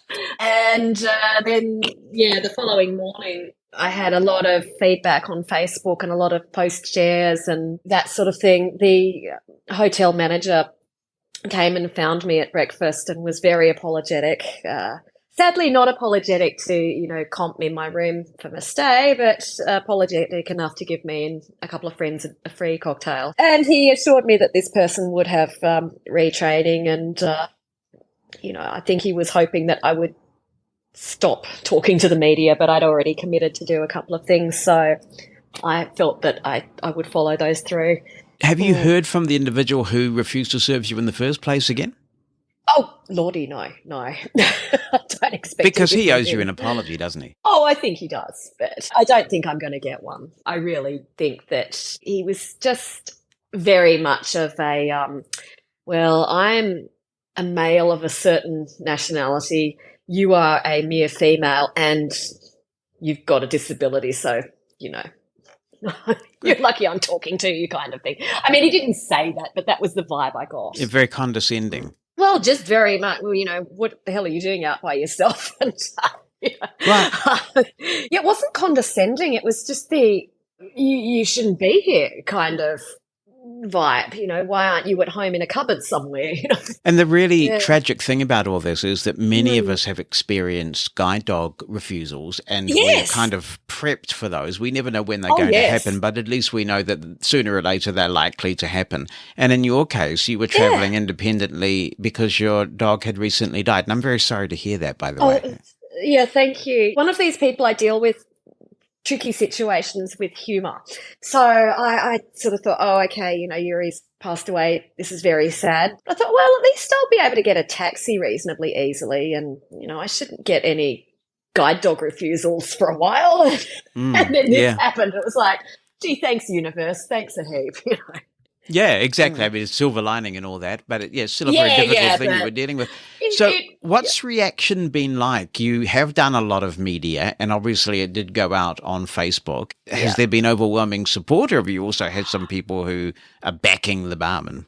I've had the odd comment from people in the industry who are saying, oh, you're damned if you do, you're damned if you don't. But most of the comments have been in my favour. So that's been heartening to have that support. Do you consider that this matter is now resolved, or is there a formal process that you still want to go through? Oh, look, I think I'm done. I think I've made my point. I'm done. I'm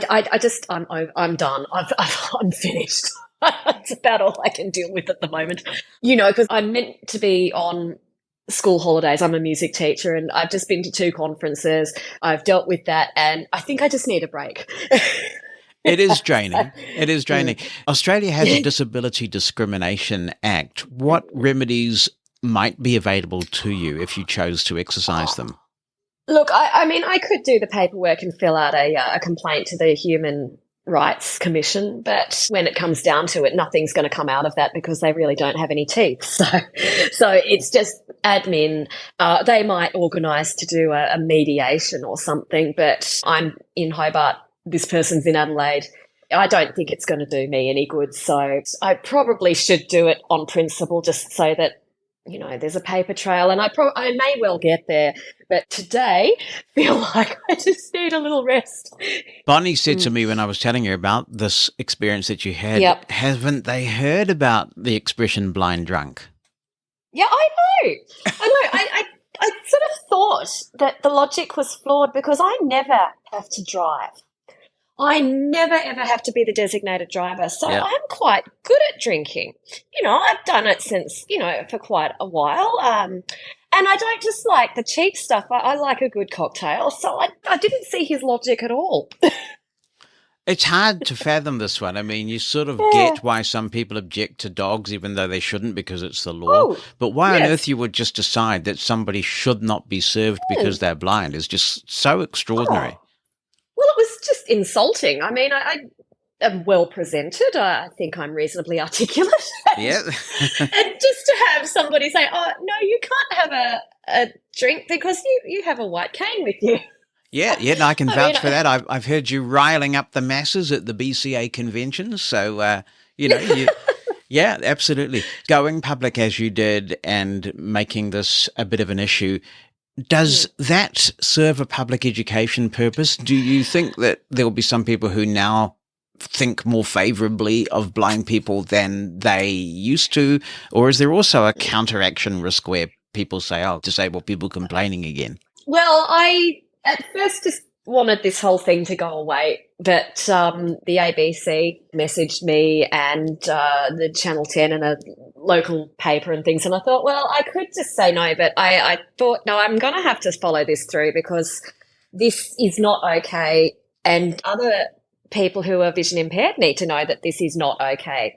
You know, I was thinking of people who have just recently lost their sight or, you know, are losing their sight. They might not know how it should be. So I thought that I really needed to sort of follow it through. That's the thing, isn't it? That you almost have a moral obligation when Yes. this happens to a blind person who does feel comfortable taking it on and articulating the fundamental unfairness of this, the wrongness of this, because you know that there will be some people who don't have those abilities, that strength to do that. Yeah, and I at least, you know, they might have seen, oh, okay, oh, yeah, she stood up for herself. Well, I'm not going to stand for that kind of thing either. Yeah. Good on you. It does make me think it would be good to hear from others who have experienced this sort of non-guide dog related discrimination, because we do focus a lot on guide dog refusals, but it goes a lot deeper than that. Yeah, it's just this whole low expectations thing. It's got to stop.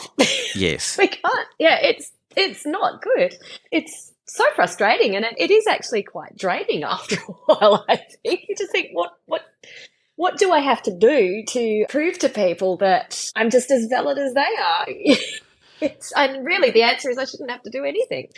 And I think what it also does, it creates a kind of a post-traumatic stress, really, because you're not expecting it. You're just expecting to do what people do all around the world every day and go into a bar and organize a drink. And suddenly all this happens. And so it's hard not to get on edge after an incident like that.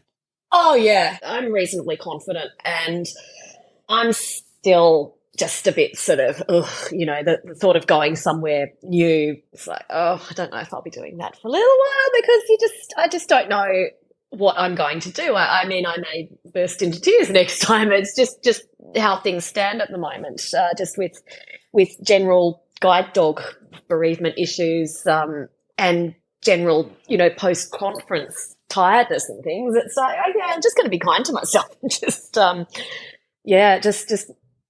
make life a bit easier for myself at the moment, I think, which is not great, but that's just what I need to do. That's what you got to do. And have you got all the equipment, the ingredients to make yourself a good margarita at home? Yes, I There have. you go. You deserve one. Yes, but the irony is I don't actually feel like a margarita at the moment. Hobart can be the new Margaritaville. It could, yeah. But, you know, ironically, I don't have a carer with me, Jonathan, so I just don't know whether I should make myself a margarita. Oh, dear. Lovely to talk to you, and thank you so much for coming on the show. Thanks. Thanks for having me. Transcripts of Mosen At Large are brought to you by Pneuma Solutions, a global leader in accessible cloud technologies. On the web at pneumasolutions.com. That's PNEUMA Solutions.com.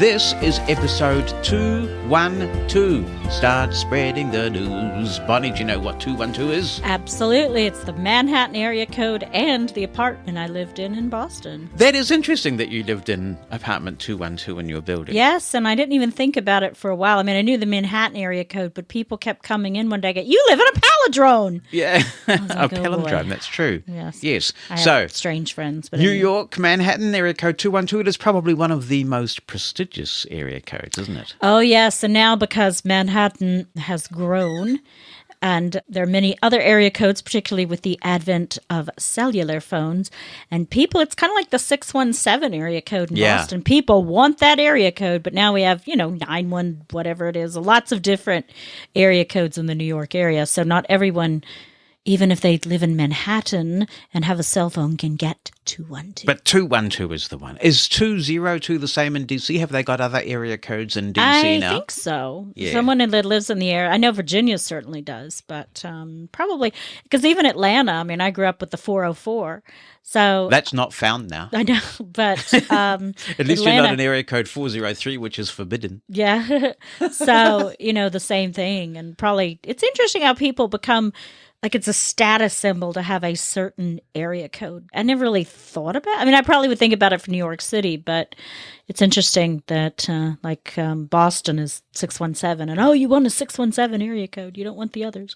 When we got the number for the listener line, I wanted one with Mosen at the end. That was the major criteria. But I found one at area code 864, and I think 864 is quite cool. But, it's just cool. I don't know what state that is. I can't remember now. So many new area codes. Yes. So we have, as you can hear, Bonnie in with us because there's lots to catch up on. And the most important of things is that the grandchild has arrived. Finally, yeah. Little Florence Eden Kathleen Mosen was born at 8:24 p.m. on Sunday, the 8th of January, the same day as Elvis and David Bowie. Yeah. Yep. That sets her up well. And well, maybe. yeah, well, actually, that's a very good point. Not even within 10 minutes of her birth, we got a text from David, and he was over the moon, and he said that she's the most beautiful thing he has ever seen. Aww. She weighs 6 pounds 8 ounces, although she's much heavier now. Mm-hmm. She's been piling on the pounds, has Florence.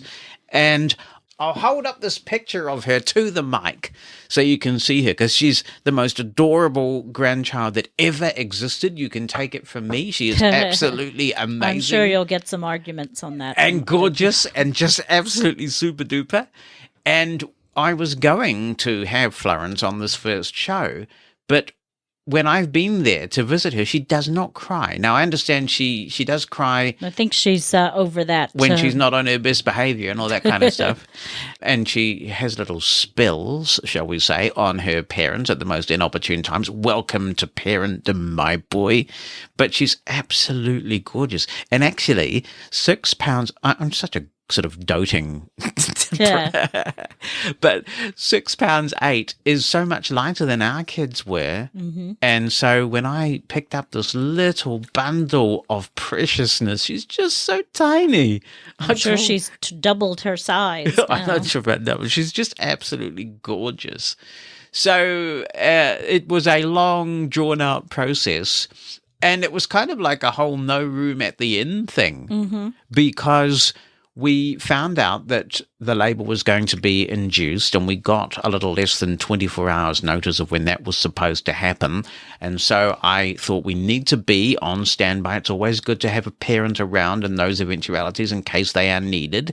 And David's mum was away, and I wanted to be there anyway. So we started searching for hotels. Now, we were having this big debate last year here on the show about should we go back to the place that subjected us to the discrimination almost exactly a year ago. It turned out that they were full anyway because there was an athletic competition. The kids seem to plan their big life events in Wanganui when there's other huge events going on in Wanganui. Yeah, Heidi and Henry's wedding, David and Joanna's wedding, they were all taking place during... Over Heritage Weekend. Yeah, Heritage Weekend in Wanganui. And this time there was this big athletic event. For the whole North Island. Yeah, it for attracted the whole people islands, actually. from Hither and yon, mostly yon rather than Hither. Yeah. But lots of people there. So it was next to impossible to find somewhere anywhere. And then when you also take into account a little bit of grass for Eclipse to work her magic, it was even more difficult. So we called this motel that we had on our shortlist, which Amanda recommended. It doesn't have a restaurant, but these days that's not such an issue anymore because there's this New Zealand-owned delivery company called Deliver Easy, and they've got a really good strategy where they're going into the smaller centres where DoorDash and Uber Eats can't be bothered being present and scooping up the market. Genius! And so now, if you go to motels and things that don't have a restaurant and you don't feel like venturing out, you can get all sorts of things delivered.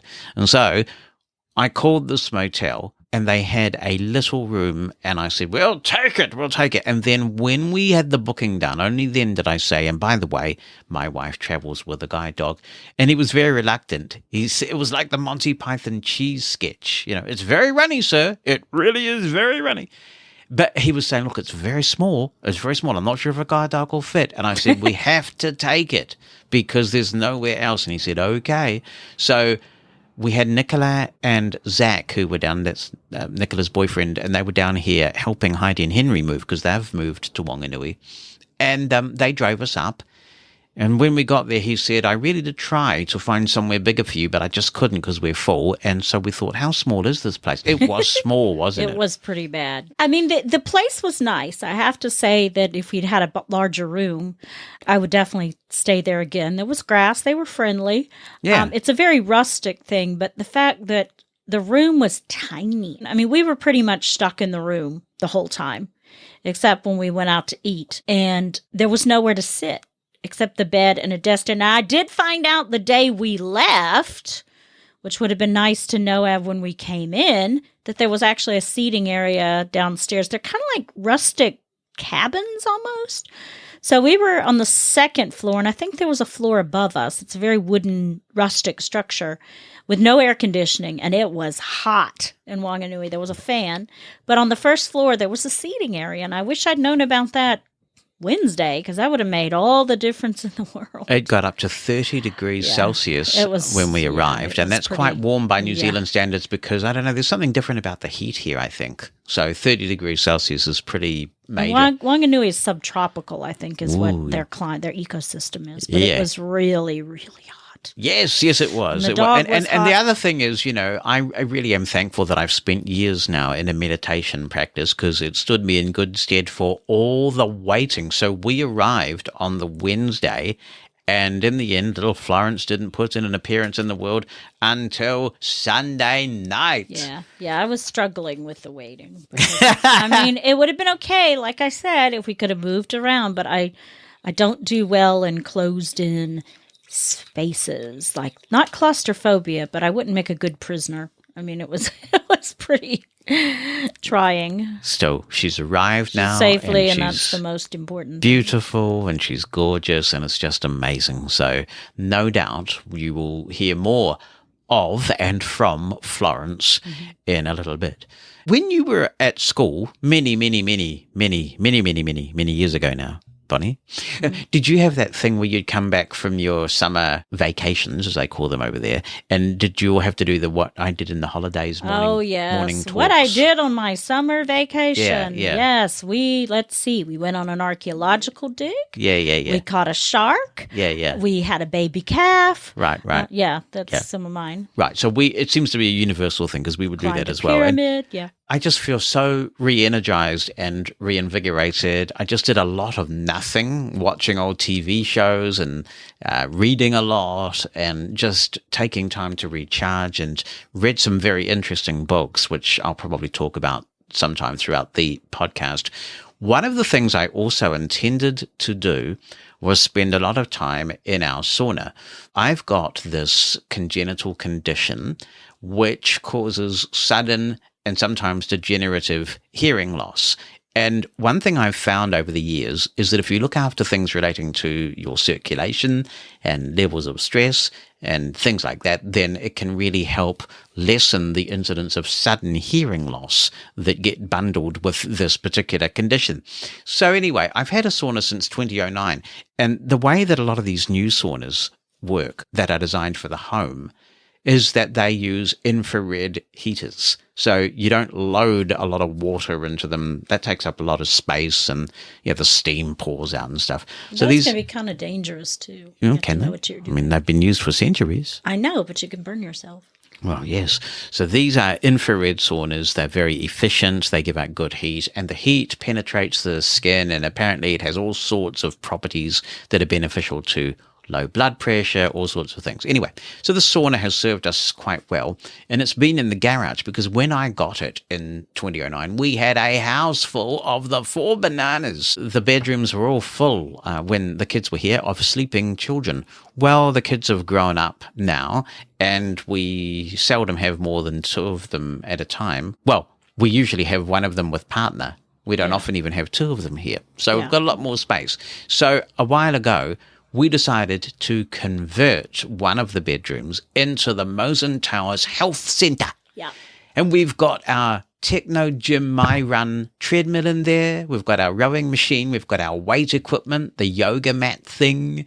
And that's where we make sure that we look after ourselves. Well, we never did anything about the sauna because the sauna down there is a double sauna. It's big. It's quite good. It's nice for 2 to sit in there. Mm-hmm. And I went down to have my sauna, and the first thing that I noticed was that the sauna, which is in the scary garage where things tend to get put for storage, funnily enough, we don't have a car in the garage. I opened the sauna and it was full of cobwebs. Ooh, that's disgusting. And then I got those cleared up. And then when I went down just after Christmas to have another sauna, the sauna was making this really odd beeping noise, sort of a rapid beep. And I'd never heard it make that noise before. And it was also warm when I went in there, even though it wasn't supposed to be powered on. I thought, this is ominous. Ominous. So I thought, I will switch it off at the wall. Because in New Zealand, all our wall outlets have switches, which is something they don't do in the United States. I couldn't switch it off because there were so many scary spiders around the wall switch. I could not actually find the wall switch without getting covered in spider web. Ooh, that garage is scary. So Heidi, the amazing daughter, came over and helped me to decobweb the switch, and I switched it off and back on, and it all seemed to work. But the same thing happened the next day, minus the cobwebs. And I realized that after nearly 14 years, this sauna had shuffled off its mortal coil. At that point, there's not much point in getting it repaired and stuff like that because the technology's changed and that kind of thing. So I started doing some research, and I thought, why don't we get a one-person sauna that can fit in the Mosen Towers Health Centre so we don't have to go down to the scary garage? And you'd be more inclined to use it then, wouldn't you? Definitely. And I have been using it. Yes, exactly. And so I did all this research, and I came up with what I believe to be the best product for us, and it's a company called Sunstream, and they make some pretty impressive saunas. The one that we got is called the Evolve 10, and it has this 360-degree heat concept.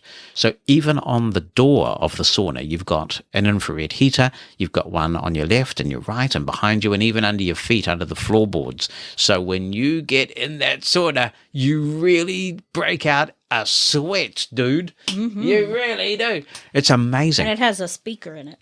It has Kenwood stereo Bluetooth speakers in it.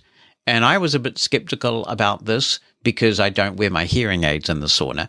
And when I don't have my hearing aids in, I'm not much of a conversationalist or anything.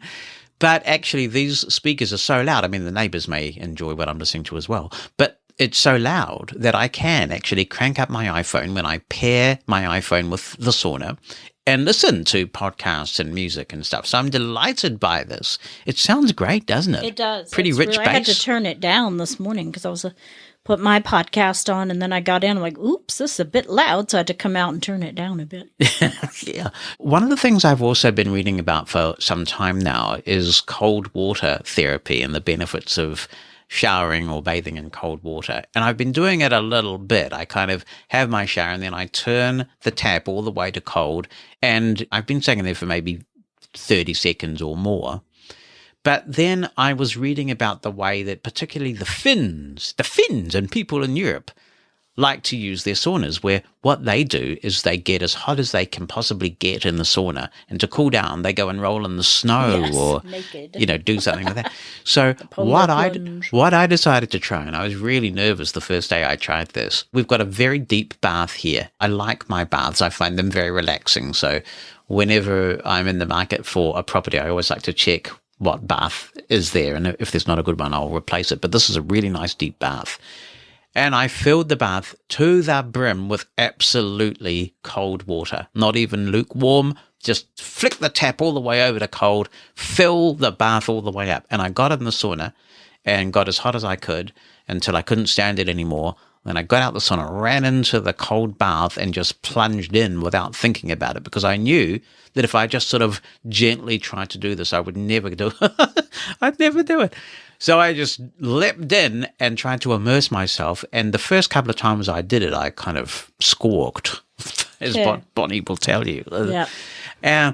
But I have to say, I have never felt so invigorated in my life.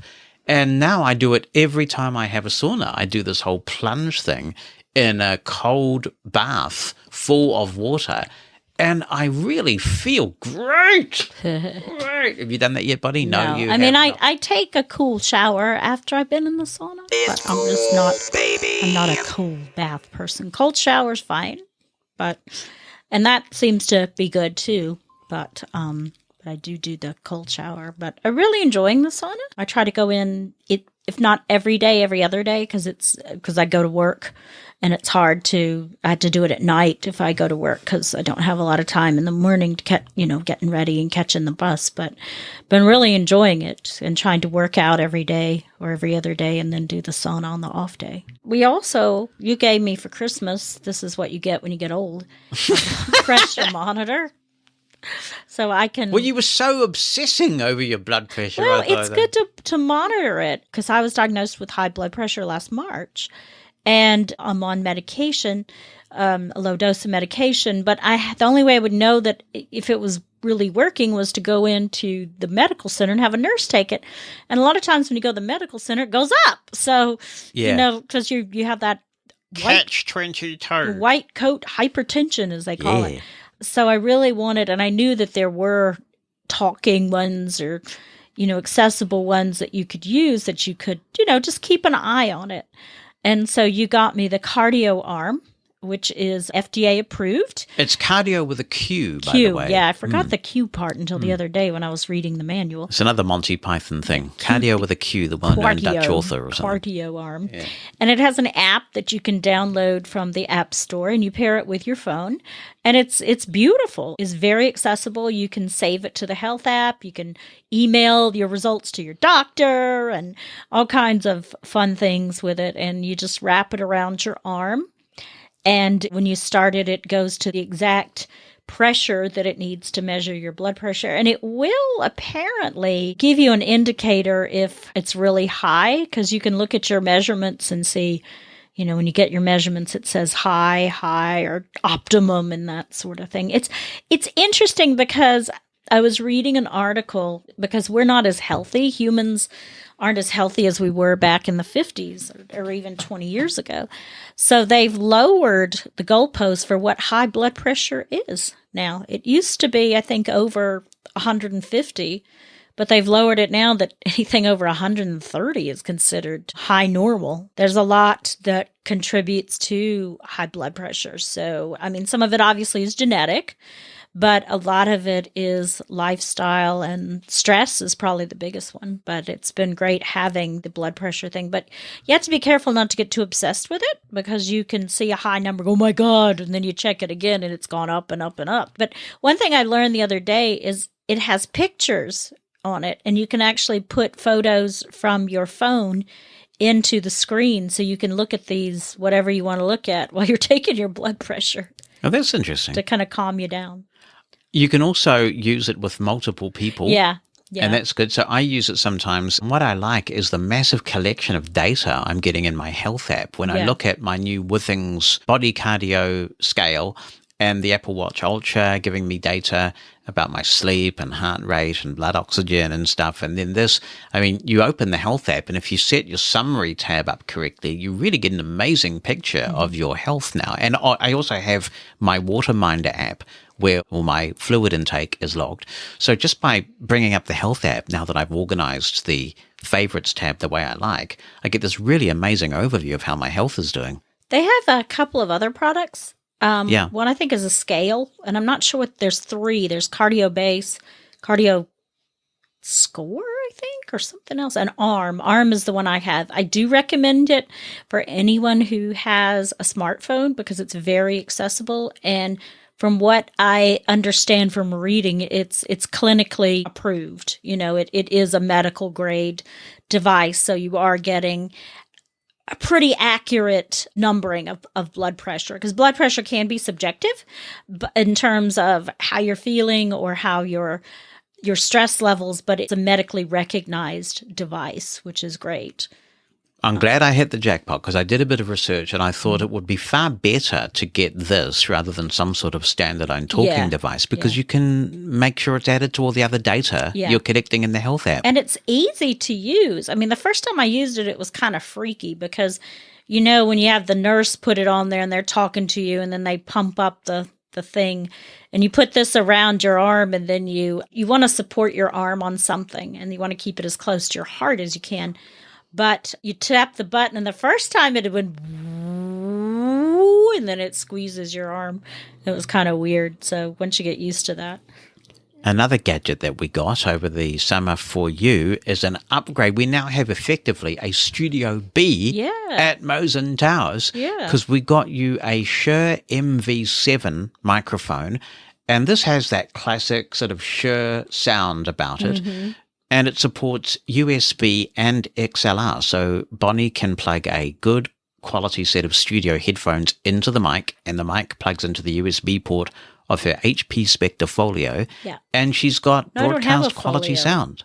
I don't have a Folio. Oh, that's right. It's just the HP Spectre. It's like, what? Yeah, I upgraded my computer, too. Yeah. Well, I think you're better off with the one you have, actually. I think so. I like it. Yeah. But you've got broadcast quality sound. Yeah. And the scary thing is I almost deleted it the other day because I was looking on my desktop and I saw something I didn't recognize. And it said Shure or something. I'm like, what's that? And I thought something had hacked into my desk. I'm like, oh, it's the microphone. Thankfully, I didn't do anything with it. It was just the software to customize it. Yeah. And it does have its own software, and you can do things like add a little bit of dynamic audio compression. You can add some limiting and do various other things with it. So it's a little bit more than a microphone. It's got a little bit of digital signal processing with the software as well. And it's sort of usable. I wouldn't call it exemplary, but it's usable. Yeah. Well, thank you for this extended morning talk on what we did on our holiday/vacation.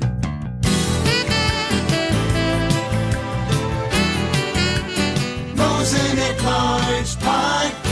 You remember that in days of yore, like in 2022, Karen MacDonald wrote to us about problems she was having sending a text message with her Braille display on her iPhone, and people were endeavouring to make some suggestions. Here she is following up on this. She says, "Hello, Jonathan. First, thank you so much for your attention to my question concerning the iOS bug with the brilliant Braille display. I tried the workaround that was suggested in the podcast, comprising dots 2 and 7, followed immediately by dot 8, the enter key, and it didn't work for me. Also, I tried using the Focus 40 Blue and the Braille Sense 6 displays, and I have the same issue. So, my point is that the Brilliant isn't the only display affected by this bug." We're saying hello to John Snowling. He says, "Hi, Jonathan. I decided to delete my Mastodon account because I felt that I wasn't getting a lot of use from it.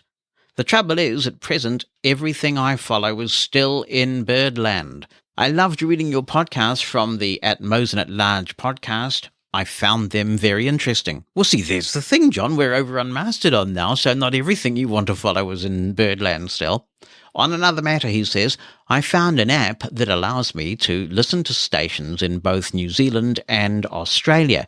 I am hoping to listen to some cricket from both countries, especially New Zealand. The app is called Broadcasts, and it's not too bad to use. You can store 5 stations for free, but if you want to store more in your library, then a one-off payment will allow you to store as many as you want.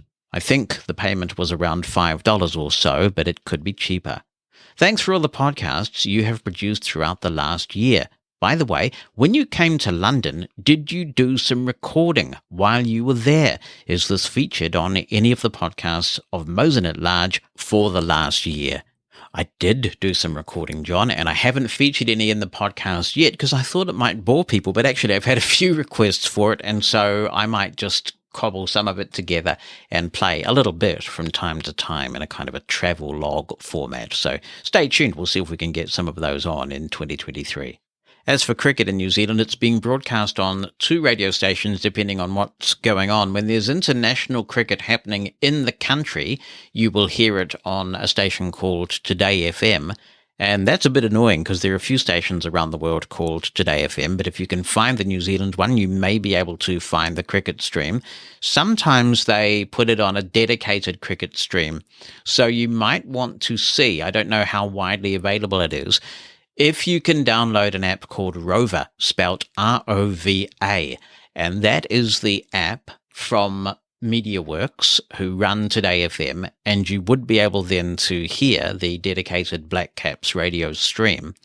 If there is international cricket taking place outside New Zealand, it is being broadcast on SENZ, and to the best of my knowledge, SENZ is not making itself available on any third-party apps. So you'd have to see if you can get the dedicated SEN or SENZ app wherever you are. It all gets very complicated, doesn't it? And I do wish that cricket would get its act together, that the ICC would produce an app where you can just pay an annual subscription and get all the cricket commentaries, radio and TV, in one place. I would be quite happy to pay a significant amount of money to be able to do that, but cricket isn't that coordinated or sensible, sadly. Over the summer, we have not had any international cricket taking place in New Zealand because New Zealand went to Pakistan and we played a 2-test series which, despite both tests being drawn, was quite enthralling. The first test was a great bat-tastic thing. The second test, we were on a knife edge. All we needed was one wicket, one lousy wicket, and we would have won not only the test match, but of course the series. And that would have been the first test series that we won in Pakistan since 1969.